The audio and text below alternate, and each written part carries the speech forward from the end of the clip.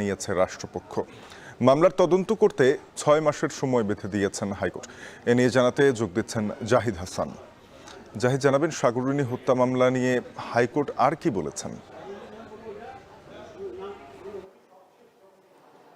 শাফিন, সাংবাদিক দম্পতি সাগর রুনি মামলাটি বাংলাদেশে এক যুগের বেশি সময় আলোচিত এবং এই মামলার নিম্ন আদালতে এ পর্যন্ত ১১৯ বার তদন্ত প্রতিবেদন দাখিলের জন্য সময় নিয়েছে এবং এই সময়ের পরে এটি ৫ আগস্টে শেখ হাসিনা সরকারের পরিবর্তনের পরে হাইকোর্ট থেকে এটি পিবিআইকে তদন্তের জন্য ৬ মাসের সময় বেঁধে দেওয়া হয়েছিল। সেই ৬ মাস শেষ হওয়ার পরে আবারও আজকে হাইকোর্ট থেকে ৬ মাসের সময় দেওয়া হলো পিবিআইকে, অর্থাৎ তদন্ত সংস্থা যারা তদন্ত করছে তারা হাইকোর্টে আরও সময় ৬ মাস পেলেন।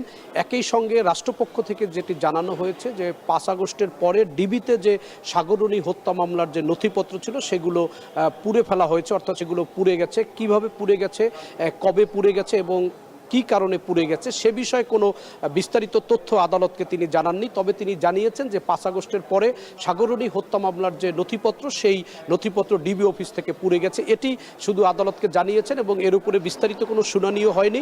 আদালত নতুন করে ৬ মাসের জন্য সময় বেঁধে দিয়েছেন সাগররুনি হত্যা মামলার তদন্ত করার জন্য। একই সঙ্গে এর আগে বিচারিক আদালতে যেখানে সাগররুনির মামলার তদন্ত প্রতিবেদন চলছে, সিআইডি এ পর্যন্ত সাগররুনির হত্যা মামলার তদন্ত দাখিল করার জন্য ১১৯ বার সময় নিয়েছে। একই সঙ্গে হাইকোর্ট যেটি বলেছিল যে এটি সেপ্টেম্বরে যখন এই মামলাটি করা হয় হাইকোর্টে সাগররুনির তদন্ত করার জন্য, তখন হাইকোর্ট বলেছিল, বিচারপতি ফারা মাহবুবের যে আদালত তিনি বলেছিলেন যে এটি শেষ সময়, এরপরে আর কোনো সময় দেওয়া হবে না, এই ৬ মাসের মধ্যেই সাগররুনির হত্যা মামলার তদন্ত শেষ করতে হবে। কিন্তু আজকে এটি হাইকোর্টের যে বিচারপতি ফাতিমা নাজিব এবং বিচারপতি শিকদার মাহমুদ রাজির যে হাইকোর্ট বেঞ্চ, সেই বেঞ্চে এটি উপস্থাপন করা হয়। সেই বেঞ্চে এটি শুনানি শেষে আরও ৬ মাস পিবিআইকে সময় দেওয়া হলো, অর্থাৎ আরও ৬ মাস, এবং গেল ৬ মাস শেষ হয়ে গেল এবং আরও ৬ মাস, প্রায় ১ বছরের মতো সময় শুধু হাইকোর্ট থেকে এই তদন্তের জন্য পাওয়া হলো। এই হচ্ছে সাগররুনি মামলার সবশেষ তথ্য।